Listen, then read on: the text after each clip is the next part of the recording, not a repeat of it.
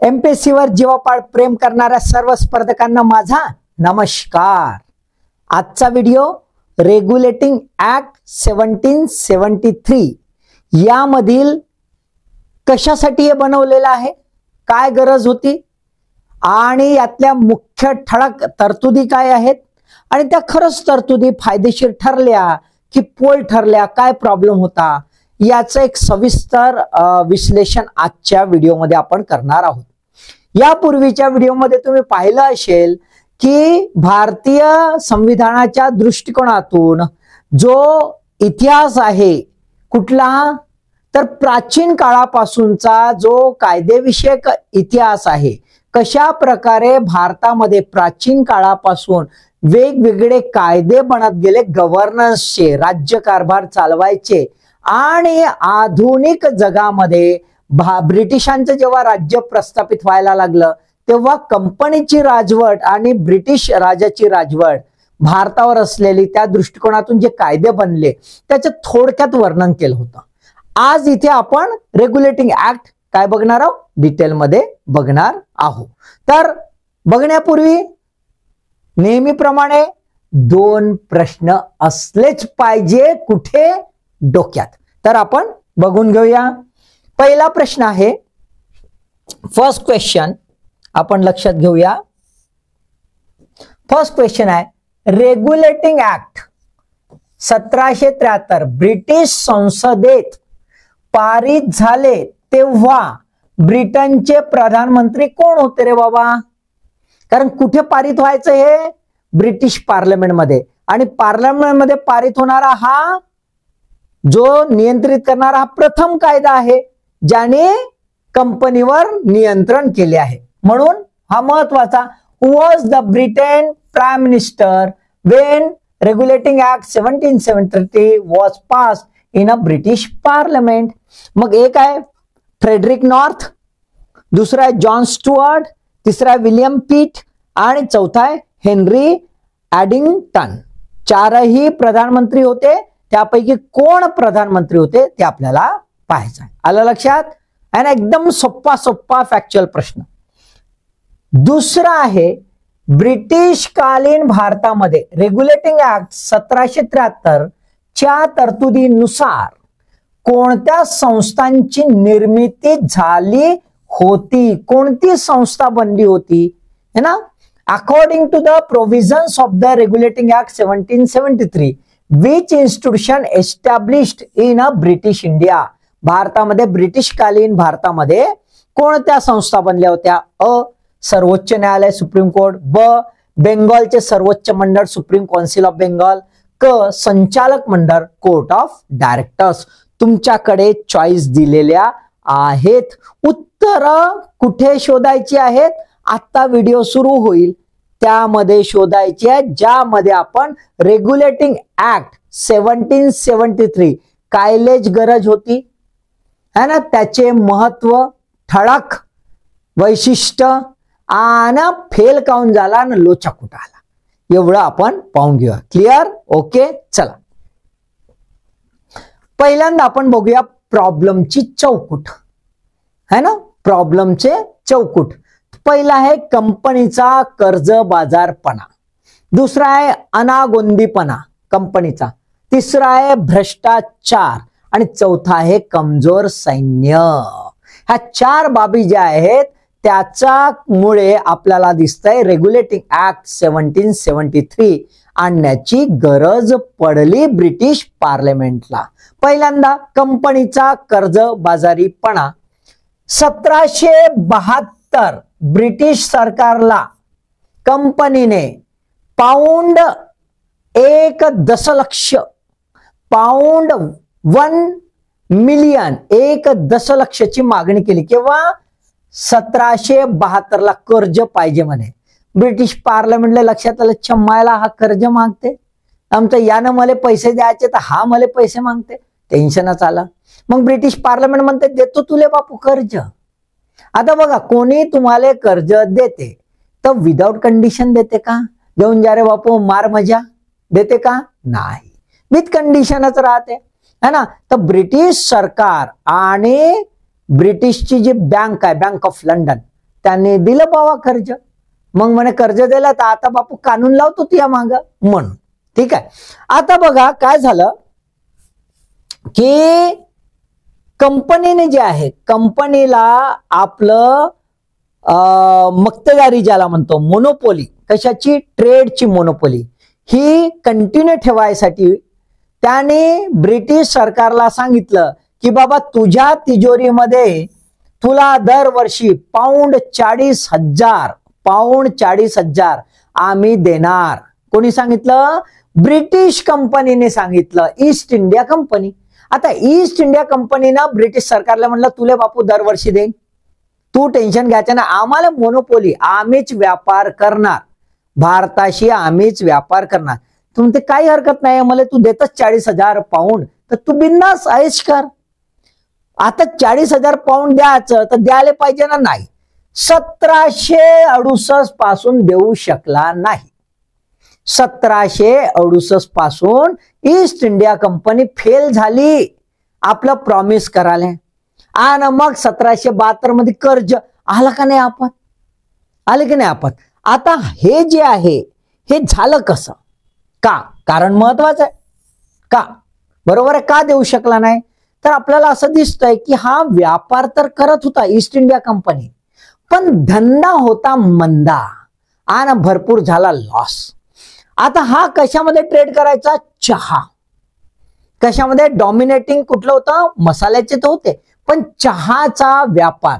आणि चहा कुठं विकत होता, चहा कुठं विकत होता, काय ब्रिटनमध्ये चहा विकत होता का, ले लो भाई चाय 10 रुपये. हा, चहा कुठे विकत होता, तर तो आहे अमेरिकन कॉलनीज मध्ये, अमेरिकामध्ये. मग अमेरिकामध्ये तो विकत होता, तर काय लोचा झाला, तर अमेरिकेमध्ये वाढली होती स्मगलिंग चहाची. त्या वेळात डच जे आहे, डच मधून जबरदस्त स्मगलिंग होत होती आणि अमेरिकेमध्ये जिथे सर्वात जास्त चहा विकल्या जायचा, त्यातून जो विकल्या जायचा त्याच्या 85%, किती, 85% चहा हा डच मधून स्मगलिंग होत होता.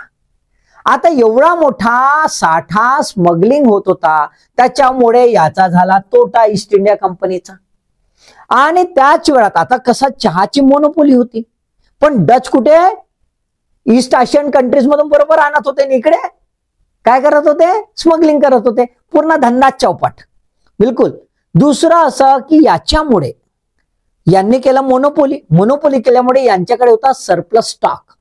यांच्याकडे काय होता, सरप्लस स्टॉक. तो सरप्लस स्टॉक किती, तर 6.8 मिलियन जो ब्रिटिशच्या म्हणजे ब्रिटनमध्ये गोडाऊन जे होते, त्या गोडाऊन मधला 6.8 मिलियन टन म्हणजे 6.8 दशलक्ष टन इतका चहा सडून गेला.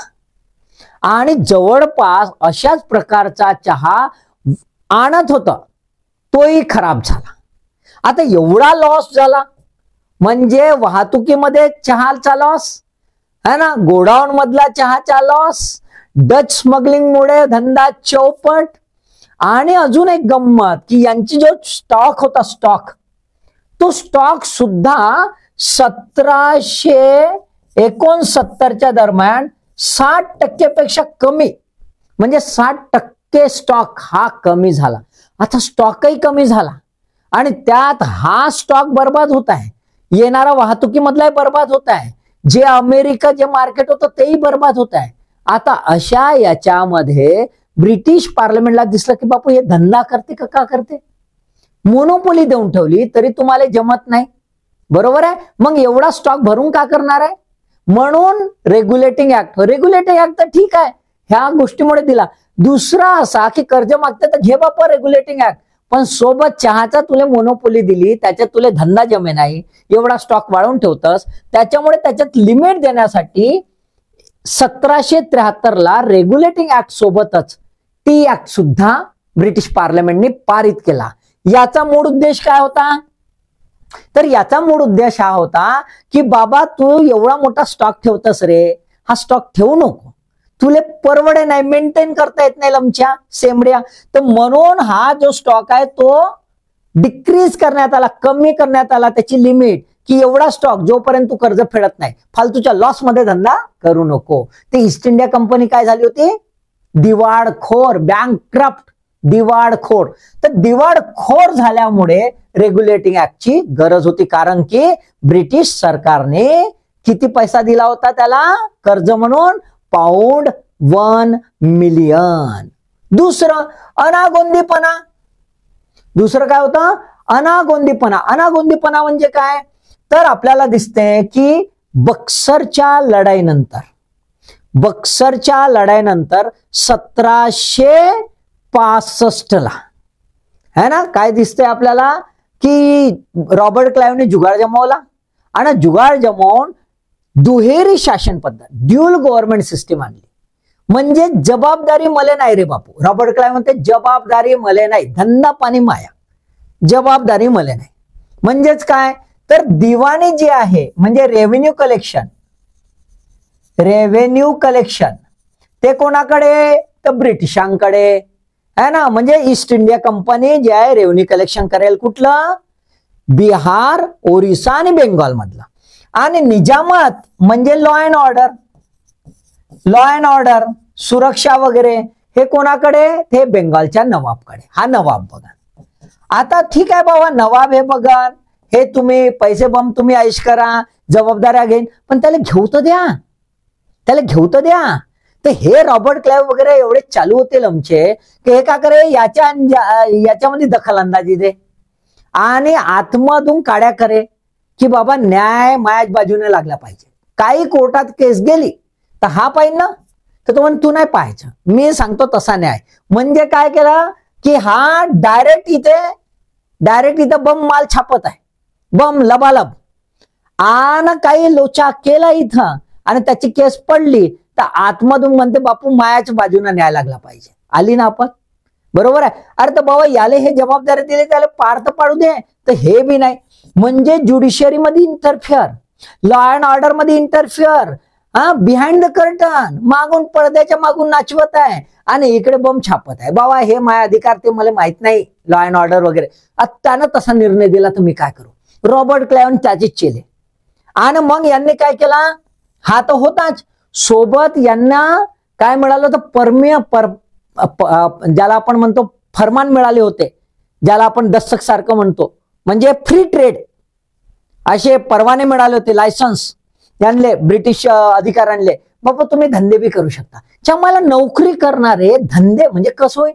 तर हा नोकरी करणारा धंदा, तर मग काय नोकरी गेली खड्ड्यात, धंदा बम आणि फ्री लायसन्स, टॅक्स नाही द्यायचा, काही नाही, बम धंदे, बाकीचे धंदे चौपट. मग याच्यामुळे रेव्हेन्यू कोणाचे वाढन? आता किमान ईस्ट इंडिया कंपनीचं तर वाढवाव नाही, रेव्हेन्यू कोणाचं वाढत होतं? ऑफिसरचं. आणि इकडे ईस्ट इंडिया कंपनी अशी कर्जबाजारी. आलं की नाही लक्षात? त्यामुळे हे काय झालं? दुहेरी शासन पद्धत फेल झाली. लोक बोंबलायला लागले, बेंगॉलच्या परिसरातील प्रांतातील लोक बोंबलायला लागले की बाबा आमच्यावर अन्याय होते, दांगोळ व्हायला लागला है ना, थोडी अनार्की आली. आणि त्यातच मग ब्रिटनमध्ये लक्षात आलं की बाबा लंबा जुगाड आहे. काय आहे? कंपनीचे अधिकारी जे आहेत ते ब्रिटनमध्ये पैसा घेऊन जायला लागले.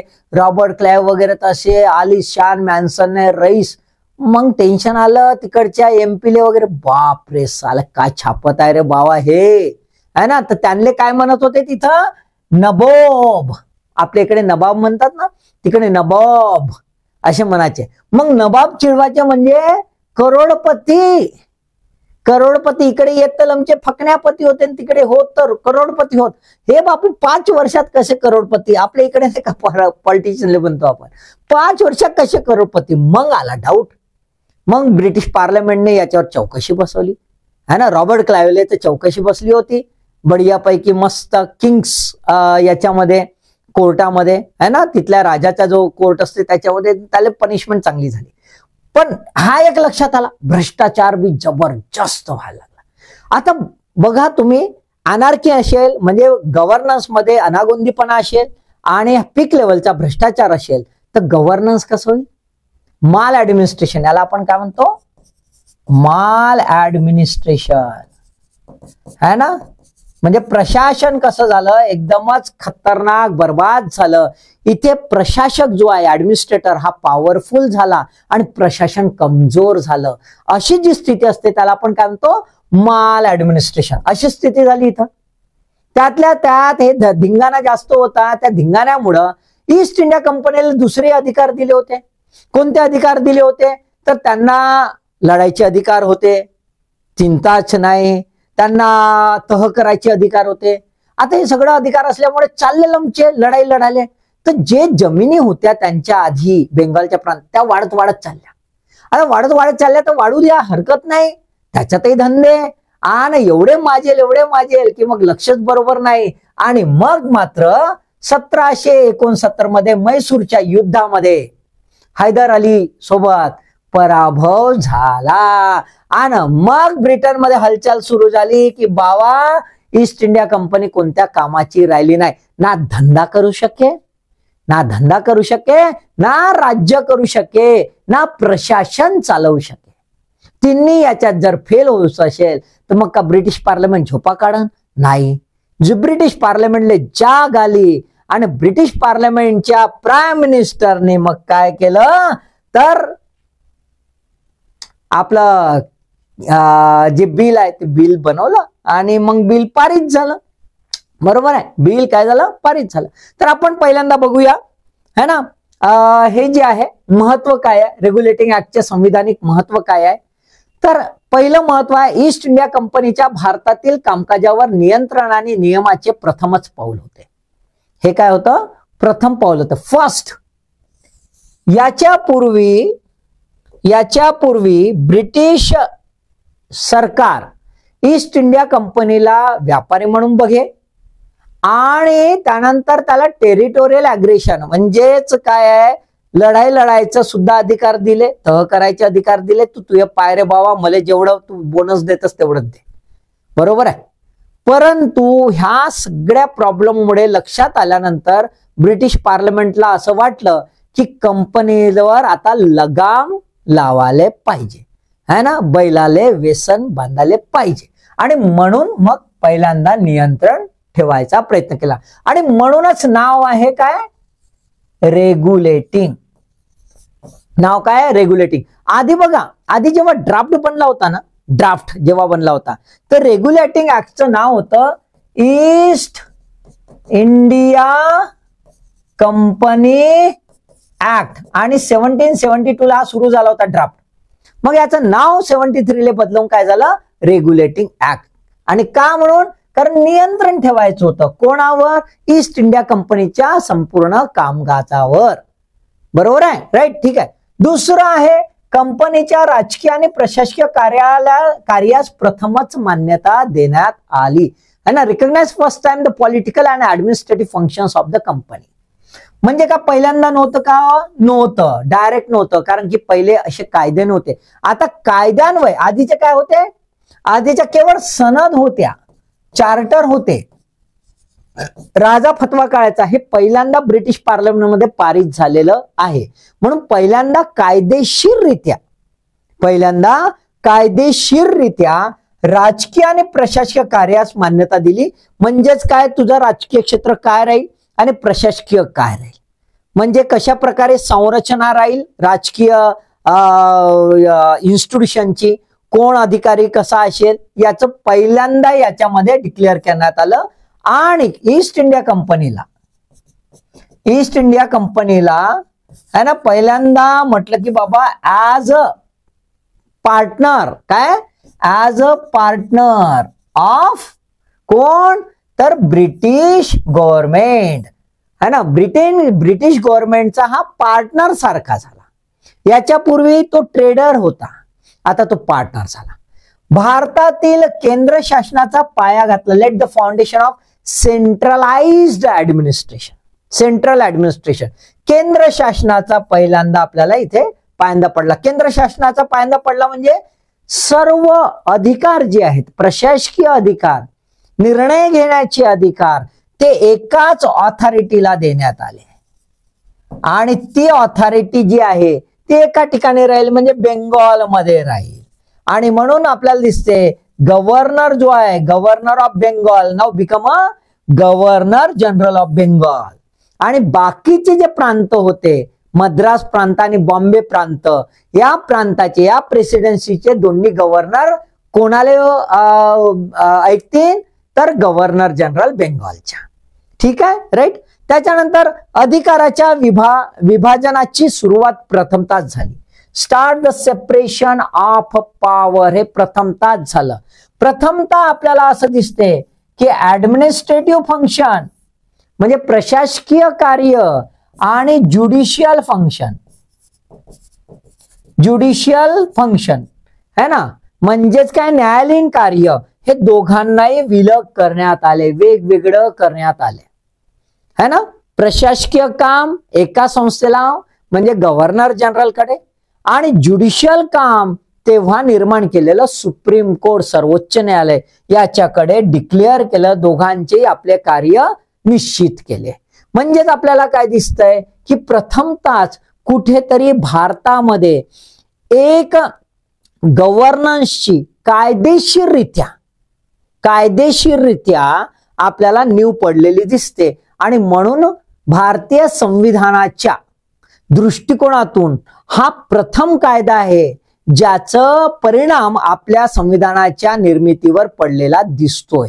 त्यामध्ये आपल्याला काय काय ते तुम्ही ऐकाल तर तुम्हाला लक्षात येईल, हो बाबा यातलं आपल्याकडे दिसतंय संविधानामध्ये. ठीक आहे. आता आपण बघूया तरतुदी. आपण काय बघूया, तरतुदी. तर बघा, जेव्हा ब्रिटिश पार्लमेंटने पारित केला होता हा कायदा, तेव्हा ब्रिटनचे प्राईम मिनिस्टर कोण होते, लॉर्ड नॉर्थ, फ्रेडरिक नॉर्थ. ठीक आहे, हे ब्रिटनचे प्राईम मिनिस्टर होते. आणि त्यांनी 18 मे 1773 हा सिनेटमध्ये ठेवला आणि 19 मे 1773 ब्रिटिश पार्लमेंटने याला पारित केलं. म्हणून 1773 हा कायदा आपल्याला दिसून येतो. आता ठळक बाबी आपण बघूया है ना, कायद्याची ठळक वैशिष्ट्ये. बेंगॉलचा गव्हर्नर हा बेंगॉलचा गव्हर्नर जनरल झाला.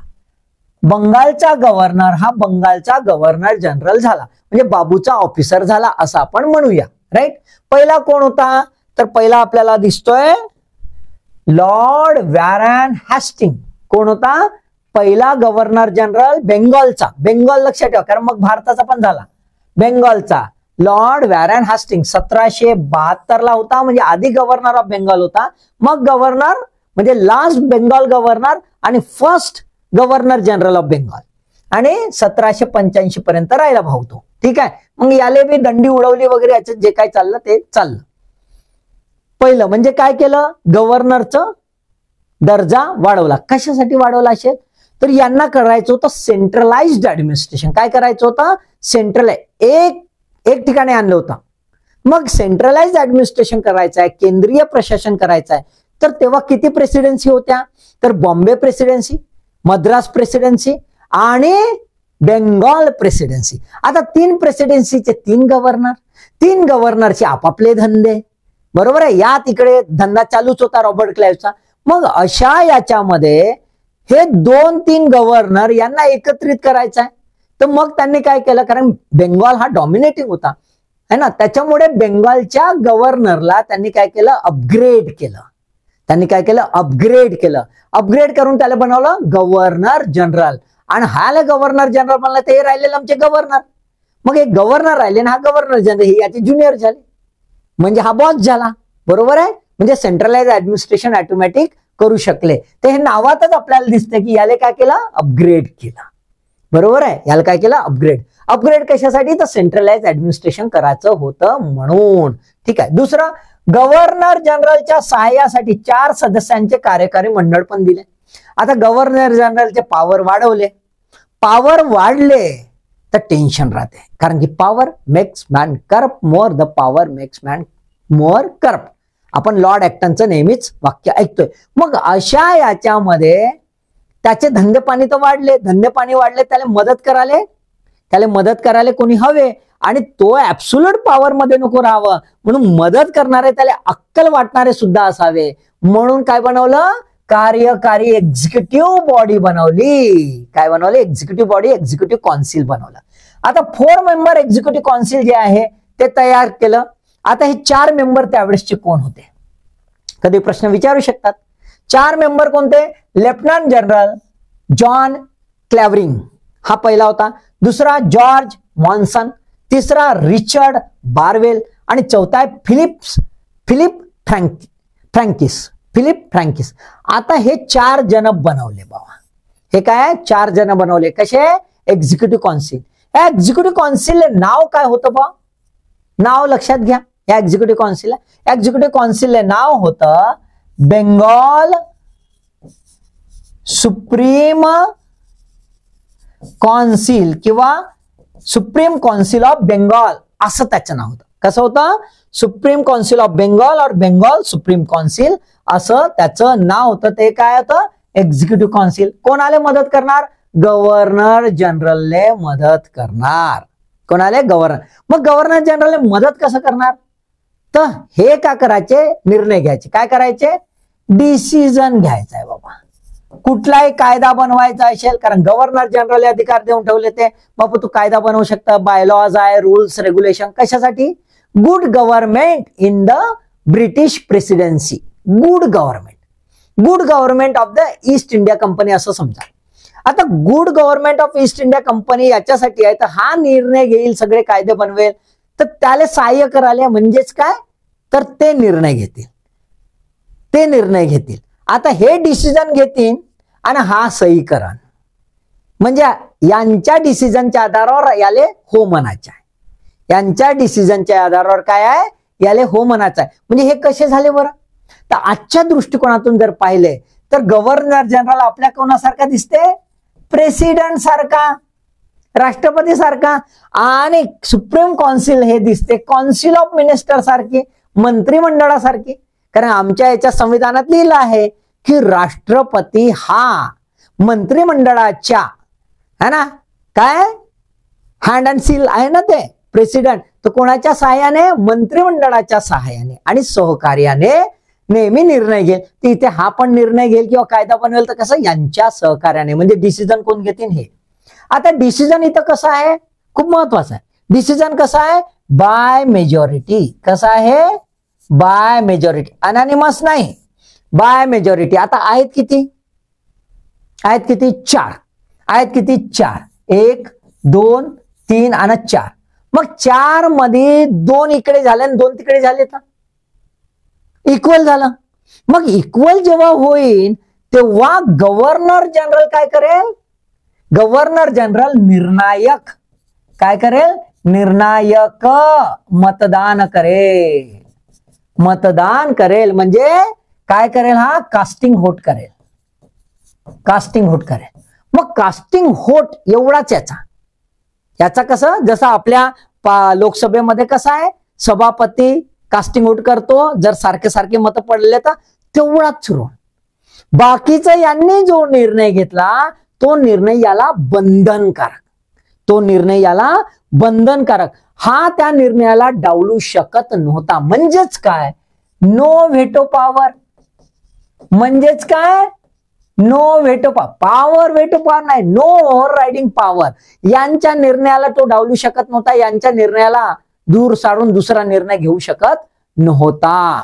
यांचा निर्णय याच्यावर बंधनकारक. म्हणजे हा झाला आपला राष्ट्रपती. आणि आपल्या राष्ट्रपतीला काही तर व्हेटो पॉवर आहे, याले काहीच नाही. मग फक्त दोघांमध्ये 4 2 डिवाइड झाले तर काय, निर्णायक मतदान करायचे, एवढंच. आलं लक्षात, ठीक आहे. आता तुम्हाला लक्षात येतं की हा रेग्युलेटिंग ऍक्ट मध्ये काय लोचा आहे, लक्षात आलं का, ठीक आहे. आता तिसरं पाहून घेऊ. बॉम्बे, मुंबई आणि मद्रास या प्रांताचे गव्हर्नर आहे बेंगालच्या गव्हर्नर जनरल यास दुय्यम. म्हणजेच काय, तर हे जे आहेत हे निर्णय बनवतील आणि हे निर्णयाची अंमलबजावणी करतील. काय करणार, हे अंमलबजावणी करतील. पण हे बाय रूल्स बनवू शकत होते याच्या आधारावर. पण यांचे जे रूल्स बनवणार हे जे आहेत हे यांच्यावर बंधनकारक राहील. आणि हे काही बनवलं तर यांच्या अगेन्स्ट मध्ये राहणार नाही. आलं की नाही लक्षात? खैर, आता गव्हर्नर जनरल जो आहे आणि हे कौन्सिल जे आहे बेंगॉल सुप्रीम कौन्सिल यांनी बनवलेले कायदे हे काय आपल्या मनाचे राहतील का? नाही. त्यातही कंडिशन रेग्युलेटिंग ऍक्ट काय म्हणते की यांनी बनवलेले जेवढे कायदे असेल ते सर्व कायदे ब्रिटिश जे कायदे आहेत म्हणजे ब्रिटिश पार्लमेंटचे जे कायदे आहेत त्यांच्या कायद्याच्या अगेन्स्ट मध्ये राहता येणार नाही. जर राहिले तर ते संपले. आलं की नाही लक्षात? ते नाही राहिले, जर तसे राहिले तर ते संपले. म्हणजेच अगेन्स्ट द ब्रिटिश लॉ है ना, it is not allowed any rules bye lodge made by the governor general. Clear? लक्षात आलंय? ठीक आहे. म्हणजेच काय, गव्हर्नर जनरल आणि सुप्रीम कौन्सिलला कंट्रोल ब्रिटिश पार्लमेंट आणि गव्हर्नरला कंट्रोल गव्हर्नर जनरल. ओके, ठीक आहे. आता पुढे बघूया. चौथं, सर्वोच्च न्यायालयाची स्थापना है ना. आपण पाहिला गव्हर्नर जनरलची स्थापना म्हणजे ह्या रेग्युलेटिंग ऍक्ट मध्ये प्रथम तास. दुसरं आपण पाहतो की सुप्रीम कौन्सिल म्हणजे एक्झिक्युटिव्ह कौन्सिल ज्याला आपण म्हणतो, सदस्य 4 सदस्यीय मंडळ जे बनवलं ते. आता आपण काय बघतोय? सर्वोच्च न्यायालयाची स्थापना. लक्षात घ्या बरं, अशा कोणत्या इन्स्टिट्यूशन्स आल्यात असं विचारलं जातं. सर्वोच्च न्यायालयाची स्थापना, बरोबर आहे. आता सर्वोच्च न्यायालयाची स्थापना, सर्वोच्च न्यायालय कुठे? तर आपल्याला दिसतं बेंगॉलमध्ये तयार झालेला आहे ना, कलकत्त्याला आहे. Fort William Calcutta 1774. कायदा कोणता? 1773. स्थापना केव्हा झाली? 1774. पहिलं मुख्य न्यायाधीश म्हणजे एक मुख्य न्यायाधीश राहील आणि 3 इतर न्यायाधीश राहतील म्हणजे 4 जजेस राहतील. किती राहतील? 4 जजेस. त्यातला एक जो आहे तो काय? मुख्य न्यायाधीश, चीफ जस्टिस, आणि बाकीचे काय आहे? ज्युनियर जजेस. मग पहिला चीफ जस्टिस कोण आहे? Sir Elijah Impey. Sir Elijah Impey. हा सर एलिजा इम्पे कोण होता? तर हा sir Elijah Impey East India कंपनीचाच ऍडव्होकेट होता, बॅरिस्टर होता. आलं की नाही लक्षात? त्याला बनवलं. आणि बाकीचे सर रॉबर्ट चेंबर्स, दुसरं त्याच्यानंतर तिसरं जस्टिस जॉन हाइड आणि तिसरा आहे स्टेफन सिसेल लॅमेस्ट्रे. स्टेफन सिसेल लॅमेस्ट्रे. त्यापैकी हा रॉबर्ट चेंबर्स जे आहे हा इम्पेच्या नंतर चीफ जस्टिस झाला. याच्या नंतर हा चीफ जस्टिस झाला. आलं की नाही लक्षात? ठीक आहे. आता यांची जे आहे कंडिशन जर बघितली तर काय होतं? सर्व कसे असायला पाहिजे? बॅरिस्टर असायला पाहिजे कंडिशन, आणि किमान 5 वर्षाचा एक्सपिरियन्स असायला पाहिजे बॅरिस्टरशिपचा. ही कंडिशन याच्यामध्ये ठेवलेली होती. ठीक आहे, आलं लक्षात? म्हणजे आपल्याला दिसतं सर्वोच्च न्यायालय बनलं. आता सर्वोच्च न्यायालय जे बनलं त्याचे तर अधिकार माहित असले पाहिजे. तर सर्वोच्च न्यायालयाला दोन्ही अधिकार दिले होते. कोणते अधिकार दिले होते? दोन्ही अधिकार दिले होते. थांबा, मी इथे थोडस है ना, दोन्ही अधिकार दिले होते. एक होता अधिकार, मूळ अधिकार, ओरिजिनल केसेस. आपल्या इथेही सुप्रीम कोर्टला आहे ओरिजिनल, आणि दुसरा आहे अपेलेट, अपील वाले. अपीलचेही आणि मूळ सुद्धा आणि अपील सुद्धा, बरोबर आहे. आता इथे तेवढं डिटेल सांगत नाही मी, मूळ आणि अपील ते आपण सुप्रीम कोर्टच्या वेळा पाहून घेऊ. तर मूळ आणि सुप्रीम कोर्ट आणि अपीलचे, आणि सोबतच सिव्हिलचे पण होते, क्रिमिनल पण होते, ऍडमॅरॅलिटीचे पण होते, आणि इक्लेसियासियल हे पण होते. म्हणजे काय तर दिवाणी, फौजदारी, त्यानंतर नौसैनिक, कारण की समुद्रावरचे जे आहेत, आणि चर्चच्या सोबतचे, ते सर्व जे आहेत केसेस हे यांच्याकडे होते. आणि बेंगॉलमध्ये म्हणजे जे काही प्रांत आहे आपला, ब्रिटिशांचे जे प्रेसिडेन्सी होत्या, त्या सर्व प्रेसिडेन्सीमध्ये राहणारे जे ब्रिटिश नागरिक होते आणि भारतीय नागरिक होते, त्या सर्वांच्या केसेस इथे चालणार, ज्या काय अपीलच्या वगैरे असतील. ठीक आहे, म्हणजे आपल्याला काय दिसते? पॉवरफुल झालं सर्वोच्च न्यायालय. ज्युडिशरी वेगळी झाली, इंडिपेंडंट झाली, कारण जजेस इथे बसलेले आहेत. आता गव्हर्नरकडे काही अधिकार नाही राहिला का? नाही राहिलेला आहे. ठीक आहे, म्हणजे आपल्याला असं दिसतं की इथे याच्यानुसार सेपरेशन ऑफ पॉवर काय दिसतं? इथे अप्लिकेशन केली सेपरेशन ऑफ पॉवर ह्या तत्वाच्या आधारावर आपल्याला एक्झिक्युटिव्ह आणि ज्युडिशियरी वेगळी झालेली दिसते. आपल्या संविधानात त्याची तरतूद आहे, बरोबर आहे. संचालक मंडळाने 5वं भारतातील महसूल, नागरी व सैनिक कामकाज विषयी अहवाल ब्रिटिश सरकारला सादर करणे बंधनकारक केले. आता हे संचालक मंडळ जे आहे, सुप्रीम काउन्सिल, एक्झिक्युटिव्ह काउन्सिल जे आहे, त्याने काय द्यायचं आहे, भारतातील रेव्हेन्यू किती होतो आणि रिपोर्ट रेव्हेन्यू, त्यानंतर सिव्हिल मिलिटरी अफेअर्स जे काही असेल ते सर्व रिपोर्ट्स अॅन्युअली है ना कोणाला सादर करायचे आहेत, कोणाला सादर करायचे बघा, तिथे म्हटलेलं आहे court of directors court of to report on its to the British government. म्हणजे आता इथे आपल्याला काय दिसतंय की गव्हर्नर जनरल याची जबाबदारी निश्चित केली आणि तो कोर्ट ऑफ डायरेक्टरला रिपोर्ट सादर करेल. कोर्ट ऑफ डायरेक्टर तो रिपोर्ट ब्रिटिश गव्हर्नमेंटला सादर करेल. त्यामुळे आता ब्रिटिश गव्हर्नमेंटचं कंट्रोल ईस्ट इंडिया कंपनीवर आला, बरोबर आहे. आधी काय होता, तुम्ही काय धंदे करता करा, मला 40,000 पाऊंड देऊन टाका.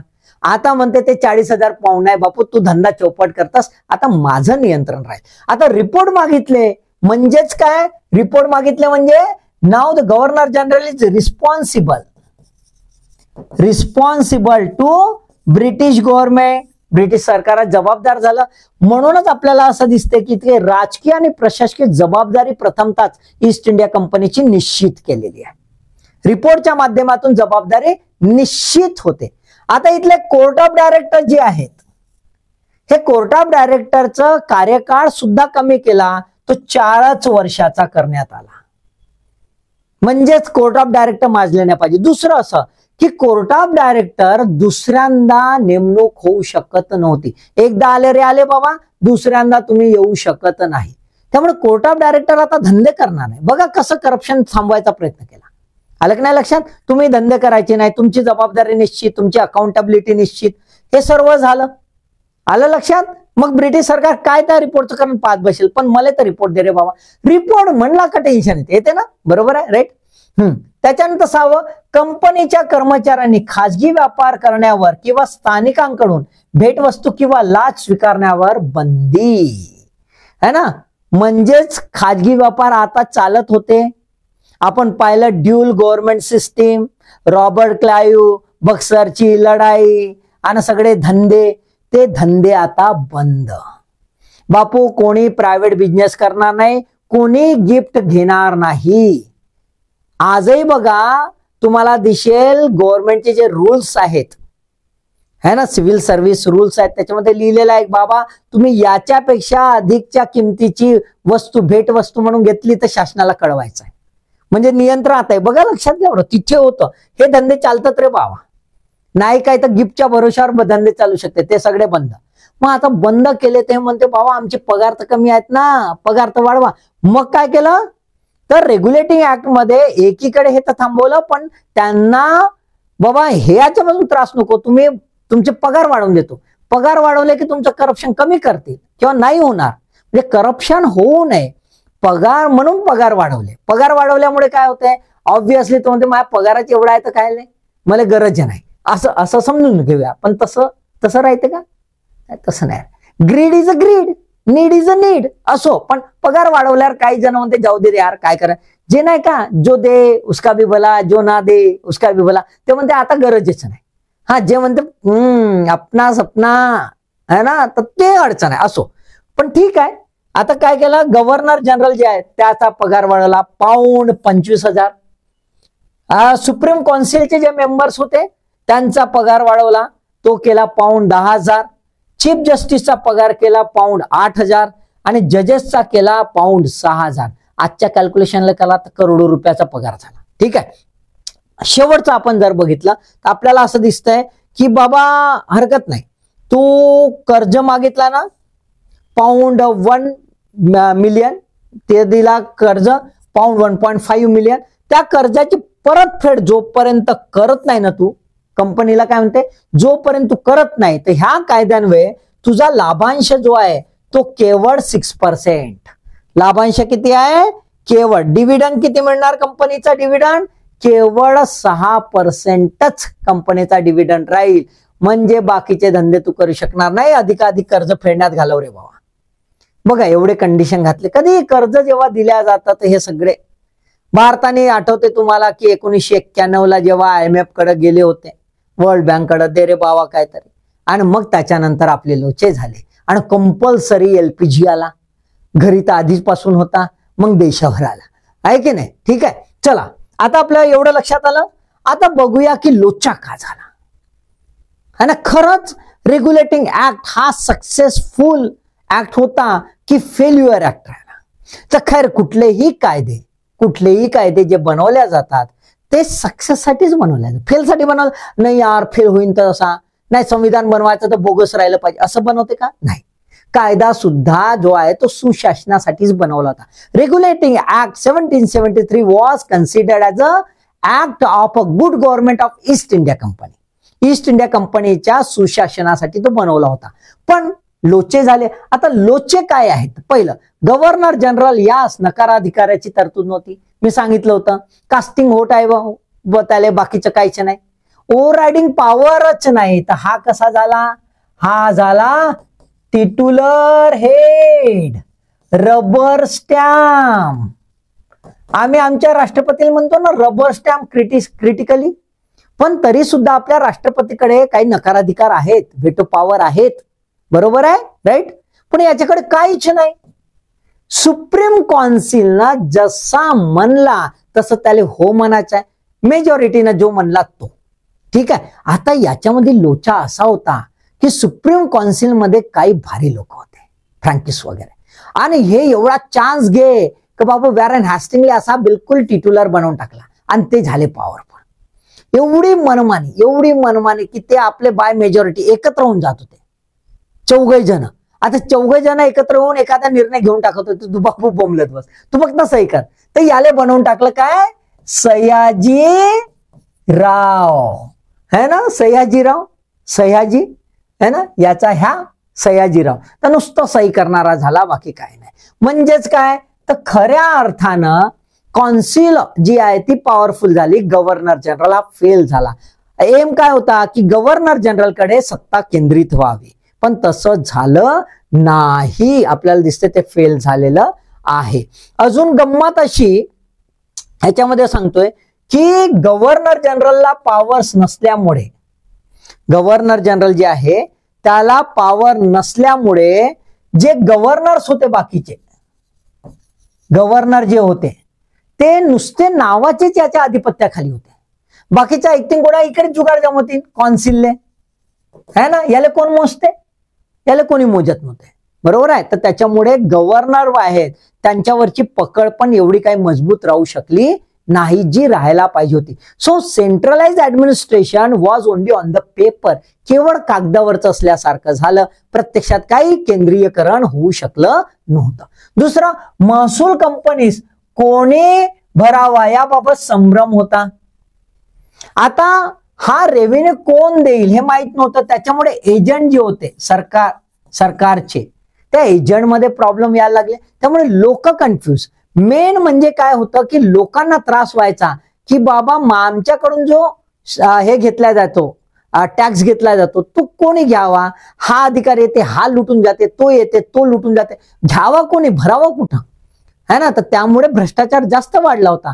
तर डिक्लेअर केलं नव्हतं ऑथॉरिटी आणि त्याच्यामुळे इथे अडचण राहिली. हे रेग्युलेटिंग ऍक्ट मध्ये कोट केलं नव्हतं. म्हणजे जनतेचा जो रोष होता, ज्याच्यासाठी रेग्युलेटिंग ऍक्ट बनवला असं गृहीत धरल्या जात होतं सुशासनासाठी, ते झालंच नाही, फेल झाला. तिसरं आहे, ब्रिटिश संसदेचे कंपनीवरील नियंत्रण पोल ठरले. काय म्हटलंय? कोर्ट ऑफ डायरेक्टरने ब्रिटिश गव्हर्नमेंटला अॅन्युअल रिपोर्ट करावा, रेव्हन्यू किती, सैनिक किती लढाया लढल्या, मिलिटरी काय ऑपरेशन झाले, सर्व कळवावं. म्हणजेच कोर्ट ऑफ डायरेक्टरला कोणी कळवावं? गव्हर्नर जनरलनी कळवावं. आता ठीक आहे बाबा, हा याले कळवते, हा याले कळवते, रिपोर्ट मिळाला तर हा का आचार टाकन? ब्रिटिश गव्हर्नमेंट आचार टाकायला बसला होता. ब्रिटिश गव्हर्नमेंटने इथं कुठलंही इन्स्टिट्यूशन बनवलं नव्हतं जेणेकरून ह्या रिपोर्टचं काय करेल, इव्हॅल्युएशन करेल. पेपर यानं सोडवला, पेपर इकडे चेक करायला कोणीच नाही. तर पेपरच चेक करायला कोणी नाही तर काय रिझल्ट सांगणार आहे. त्याच्यामुळे कंपनीवरील नियंत्रण खऱ्या अर्थाने होऊ शकलं नाही. याने जर चुकीचा रिपोर्ट दिला असेल तर त्याचं इव्हॅल्युएशन होऊ शकलं नाही, आणि इव्हॅल्युएशन होऊ शकलं नाही म्हणून बाकीचे प्रॉब्लेम्स निरंतर राहिले म्हणजे राहिले. कार्यकारी मंडळ आणि सर्वोच्च न्यायालय याच्यामध्ये वादाचं बीज पेरलं. इथे दोन पॉवर्स निर्माण झाले. एक सुप्रीम कौन्सिल, 4 चांडाड चौकटी, सुप्रीम कौन्सिल ऑफ बेंगॉल आणि सुप्रीम कोर्ट. आता गंमत अशी की सुप्रीम कौन्सिलचे निर्णय जे आहेत हे निर्णयाच्या आधारावर गव्हर्नर जनरल आपले कायदे बनवायचा, आणि काही कायदे जे बनवले ते बनवल्यानंतर सुप्रीम कोर्ट जे आहे तिथे विदिन 1 मंथ, एका महिन्याच्या आत तिथे सादर करायचं. सादर करून त्याला रजिस्टर्ड करायचं, आणि रजिस्टर्ड करून मग तो लॉ बने, नंतर तो कायदा बने. मग कायदा बने तर सुप्रीम कोर्ट कसा झाला? पॉवरफुल झाला. सुप्रीम कोर्ट कसा झाला? पॉवरफुल. मग सुप्रीम कौन्सिल म्हणे बापू मी तर एक मतानं हा म्हणलो, गव्हर्नर जनरलनं चुपचाप सही केला, तू रजिस्टर्ड काऊन नाही करास? मग ह्या दोघांत व्हायला लागले झगडे. मैं बडा की तू बडा, तू बडा की मैं बडा, हे झगडे व्हायला लागले. आणि त्याच्यामुळे इथे किऑस निर्माण झाला, आणि सुशासन ज्याला आहे ते म्हणताच आलं नाही. बरेच गोंधळ निर्माण झाले, आणि मग त्यासाठी नवीन कायदे बनवावे लागले. कंपनी अधिकाऱ्यांच्या भ्रष्टाचार थांबवण्यात अयशस्वी राहिले. अशी कुठलीही यंत्रणा निर्माण केली नव्हती या कायद्याने जेणेकरून करप्शनला, भ्रष्टाचाराला चेकपॉइंट देईल. चेकमेट देण्यासाठी कुठलाही अशी यंत्रणा इथे तयार विजिलन्स बॉडी ज्याला वगैरे म्हणतो तसं कुठलंही तयार करण्यात नव्हतं आलं, आणि त्याच्यामुळे हा कायदा भ्रष्टाचार थांबवण्यास सपशेल फेल ठरला असं आपल्याला दिसतं. म्हणजे काय दिसतं बाबा, की कायदा बनवला, उद्देश छान होता, पण उद्देश का सफल होऊ शकला नाही? तर कायद्यामध्ये काही गॅप राहिल्या, आणि कोणाला अधिकचे अधिकार मिळाले, कोणाला कमी अधिकार मिळाले. चेक्स अँड बॅलन्सेस करता करता कुठेतरी गडबड झाली. पण याच्या पलीकडे जर आपण गेलो तर त्या वेळात जे काही अधिकारी होते तेच नालायक असतील तर कायदा काय करण? पण असो, आपण कायद्याच्या दृष्टिकोनातून बघितलं तर आपल्याला दिसतं काही याच्यामध्ये लुफुल्स होते, ते नंतरच्या कायद्यामध्ये सुधारित करण्यात आले. तर पुढच्या व्हिडिओमध्ये ते पाहूया की काय काय सुधारणा करण्यात आल्या. 1773च्या गडबडीमध्ये आपल्याला दिसतात 2 प्रकारच्या सुधारणा करण्यात आल्या. त्या कोणत्या? त्या पुढच्या व्हिडिओमध्ये आपण पाहूया. बने रहो भाई, तो आपको सब कुछ बता देंगे. ठीक आहे, अभ्यास करतायच, काहीच प्रॉब्लेम, लाईक करा, शेअर करा, कॉमेंट करा. अभ्यासासाठी ऑल द बेस्ट.